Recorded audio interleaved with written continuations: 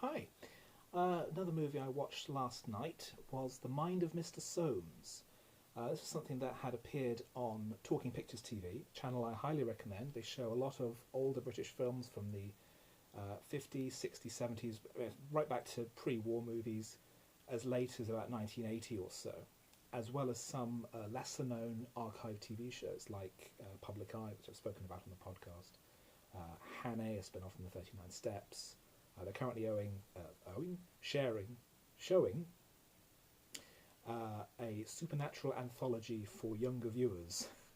Back in the day when you could show horror shows to teenagers, called Shadows, which is on weekdays at 5, which I highly recommend. But The Mind of Mr. Soames was on a little while ago. It's a film from 1970 and stars Terence Stamp. And it's about a man who has been in a coma since birth. 30 years have passed. He's been kept in a specialist hospital, being cared for every day, receiving all the nutrition he needs, physical massage so that his muscles don't atrophy.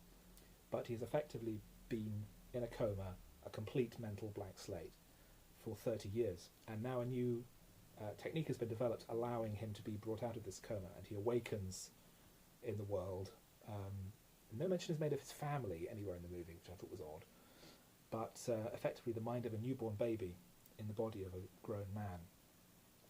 And the film centres on the conflict between two scientists, two medical doctors, one played by Nigel Davenport, the other by Robert Vaughn, over how Soames should be cared for. The Davenport character, whose name I've already forgotten, is very much in favour of accelerated learning, of learning by rote, of almost coercion and control, whereas Dr. Bergen, played by Robert Vaughn, is more in favour of teaching through play, of socialisation, teaching important things, obviously, and accelerating the learning that he would go through compared to a newborn baby, but nevertheless encouraging him to develop emotionally as well as just filling his mind with information. And eventually this situation comes into sufficient conflict that one morning Bergen allows Soames to wander around the grounds, but Soames gets a taste for the outside and winds up escaping. So it turns into a manhunt situation after Soames attacks one of the hospital porters, and the press has been following Soames for some time and making a documentary and being clearly rather unethical. And rumours start to spread that Soames is dangerous, that he's some kind of freakish monster, when he's really just an innocent child in the body of a grown man and doesn't understand all the mistakes he's making or the danger that he might pose to people, because he is simply incapable of comprehending the world around him properly. It's an interesting film. It's based on a novel. I thought Terence Stamp as Soames was excellent because he's playing effectively a range from 0 to about 6 years old, but with a fully grown body. And it's not an easy character to play. Robert Vaughn was a pleasant surprise, playing a character who is sort of warm and compassionate and caring. Nigel Davenport, whom long-term listeners might remember from Phase 4, is very good at playing ruthless scientist bastards. And so it's a well-acted movie. It's a very beautiful movie directed by a director, I think, called Alan Clare. That's probably wrong. No, Alan Clare was the musician. I don't recall. I'll try and remember to put in a link.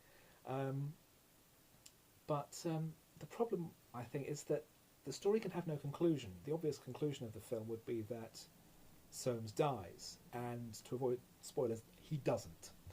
But there's no logical end point to the story. You have the central conflict, and you have the first 2 acts of a really interesting idea, but then they don't really know how to develop it further from there. So ultimately you're left with a kind of Frankenstein story of this marauding man creature wandering the countryside and people chasing after him effectively with torches and pitchforks, but with no proper dramatic conclusion. So I thought it was a bit disappointing. It's an engaging idea. It's only half a movie, and the other half is just kind of filler. So I'd recommend it for the setup, the performances are excellent, and it's a very beautifully shot film. But it struggles to get to 4 out of 5, I think, which is a great pity.